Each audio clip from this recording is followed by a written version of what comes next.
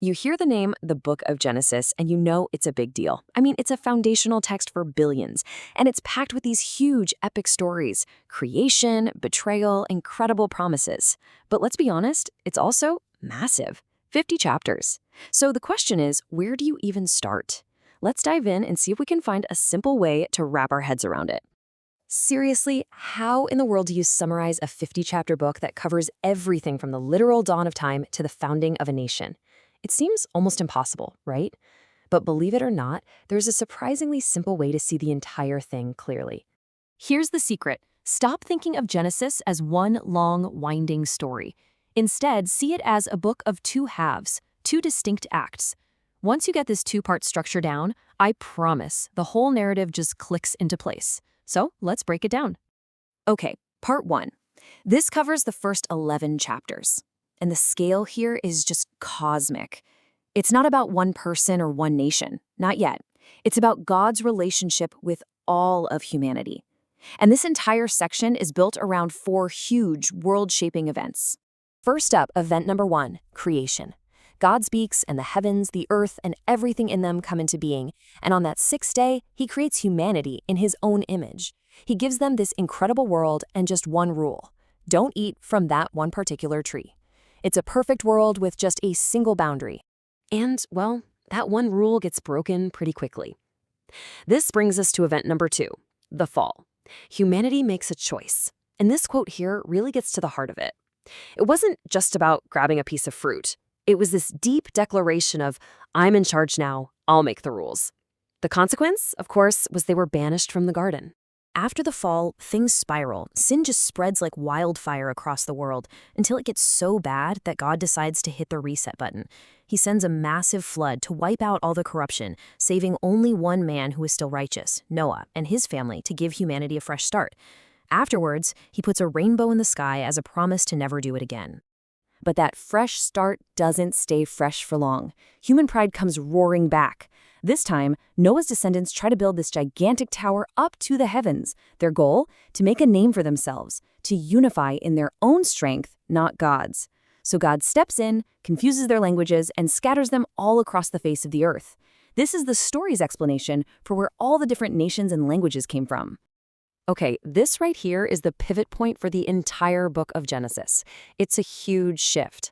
Up until now, the camera has been on all of humanity, but after Babel, God changes his strategy. Instead of dealing with the whole world at once, he zooms the camera way in to focus on just one man and his family. The plan is to bless this one family and through them, eventually bless the entire world. And that brings us to part 2, which runs all the way from chapter 12 to 50. The story gets personal now. It's no longer the story of God and the world. It's the story of God and a family. And we follow the lives of 4 key people, 4 patriarchs, who become the forefathers of the nation of Israel. It all kicks off with Abraham. God makes him this incredible promise: land and descendants as numerous as the stars. That promise gets passed down to his son, Isaac, the son of the promise. Then Isaac has a son, Jacob, who goes on to have 12 sons of his own. And finally, one of those sons, Joseph, ends up saving the entire family from disaster. It's this multi-generational saga of faith and a whole lot of family drama. Now, those 12 sons of Jacob, you've probably heard of them, right? They're famous because they become the 12 tribes of Israel. But here's a fun little twist.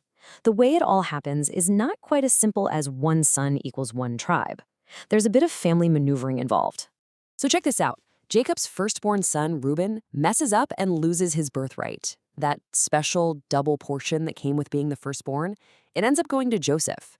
So on his deathbed, Jacob does something really interesting. He formally adopts Joseph's 2 sons, Ephraim and Manasseh, as his own. This means Joseph's family line gets a double inheritance, 2 tribal allotments of land. And that's how the math works out to give us the 12 tribes. So you might think this whole story ends in the promised land of Canaan, but it doesn't. The book of Genesis actually closes in Egypt. And the story of how this tiny future nation gets there is a wild ride of sibling rivalry and God working behind the scenes. So here's the whirlwind version. It all starts with jealousy. Joseph's brothers are completely fed up with him and his dreams, not to mention their dad's obvious favoritism, so they sell him into slavery in Egypt. But what they planned for evil, God turns into something amazing. Joseph goes from slave to prisoner to being the second in command of all of Egypt. Years go by, a terrible famine hits the whole region, and who shows up looking for food? His brothers.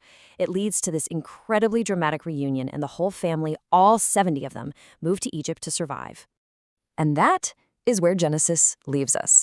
The family of Israel is safe, they're provided for, they're thriving in a foreign land, but the book closes with this huge question mark hanging in the air. It's a cliffhanger. They are guests in Egypt, but what happens when a new pharaoh comes to power who has no clue who Joseph was or what he did? Well, that question is exactly where the next book, Exodus, picks up.